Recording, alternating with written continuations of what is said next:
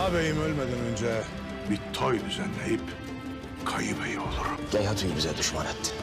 Artık bu hareketinden sonra yollarımız ebediyen ayrılmıştır. Savaşların en kötüsü de kardeşler arasında olanıdır.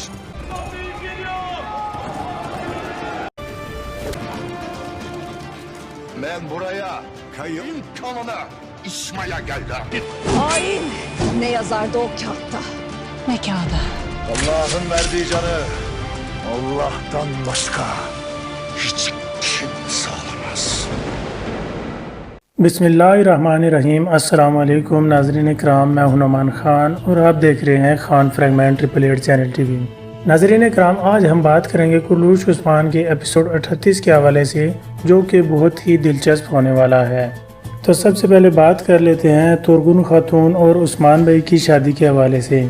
जैसा कि उस्मान भाई ने किला फतह कर लिया है, लेकिन जब तुरगुन खातून वहाँ से दौड़ती हुई अपने बाप के पास जाती है तो उसका बाप वहाँ उस जगह पर मौजूद नहीं होता। इससे ये मतलब है कि निकोला जानता था कि उस्मान किला दोबारा वापस लेगा। इस वजह से उसने तुरगुन खातून के वालिद को एक दूसरी जगह मुंतकिल कर दिया। जैसा कि अब वो तुरगुन खातून से कहेगा कि तुम बगावत करो उस्मान के साथ, जो कि आप लोगों ने ट्रेलर में देखा था कि तुरगुन खातून अपना कबीले से निकल के बाहर निकलती है तो आयगुल खातून उसके पीछे आती है। आयगुल खातून यकीनन उस पर हमला करती है और थोड़ा सा ज़ख्मी हो जाएगी। उस हालत में वो आयगुल खातून से भाग जाएगी, लेकिन बाला खातून उसे पकड़ लेगी और बाला खातून कबीले में लेकर जाएगी। इस पर उस्मान भाई उससे शादी नहीं करेंगे, क्योंकि वो जानते हैं कि अब तुरगुन खातून जो कि बगावत कर रही है और दूसरी तरफ अर्तगल गाजी जो कि बीमार है। इस सूरत में उस्मान भाई की शादी करना बहुत ही मुश्किल है। अब बात कर लेते हैं जरकुताई के हवाले से। जैसा कि आप सब लोगों को पता है कि जरकुताई अब अकेला रह चुका है। वो कभी गेहातू की तरफ, मंगोलों की तरफ हो जाता है और कभी निकोला की तरफ यानी सलीबियों की तरफ हो जाता है।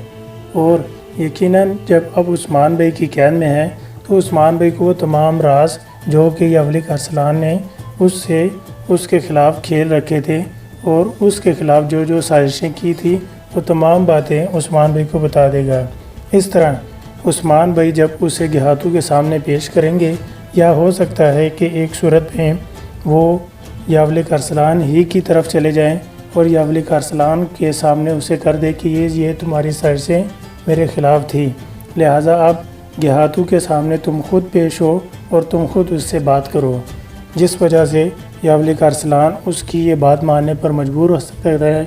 और दूसरी बात ये हो सकती है कि जरकुताई को उस्मान भाई खुद सामने पेश कर दे गेहातू के, और वो तमाम बातें जो कि उसके ख़िलाफ़ की जा रही थी वो गेहातू से कह दे, और इस तरह गेहातू उसकी जान भी बख्श दे और उस्मान भाई के साथ वो रहे। और यवलिक अरसलान जो है वो उसका हो सकता है दुश्मन हो जाए और उसे मारने की कोशिश करे, ताकि मेरा राज ख़त्म हो जाए और किसी को पता ना चले। जब उस पर हमला करेंगे तो वो उस्मान भाई की सदाकत और ईमानदारी देखकर जब उस्मान भाई उसे बचाएंगे तो वो हो सकता है कि मुसलमान हो जाए और उस्मान भाई के सिपाहियों में शामिल हो जाए। अब बात कर लेते हैं नए किरदार की वापसी के हवाले से। उम्मीद करता हूँ ये वीडियो आपको पसंद आ रही होगी। इस वीडियो को लाइक करें और हमारे इस चैनल को सब्सक्राइब करें। नया किरदार, जैसा कि आप लोगों ने सीज़न 1 में देखा था कि सुमुर्तकीन जो कि उस्मान के चचा सीज़न 1 में वापस आए थे, लेकिन उसके बाद वो सलीबियों के किले वापस चले गए जासूसी के लिए। लिहाजा अब जब अर्तगल गाजी की तबीयत भी बहुत नासाज है, उम्मीद है कि वो भी इस किरदार में वापस आ जाएंगे और उस्मान भाई से मुलाकात करेंगे और उस्मान भाई से बताएंगे कि वहाँ सलीबियों ने क्या प्लान बना कर रखा है और क्या उनके मंसूबे हैं।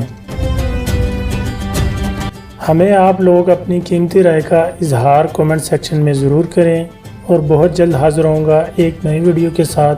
तब तक अपना ख्याल रखिए नाज़रीन इकराम। अस्सलामु अलैकुम।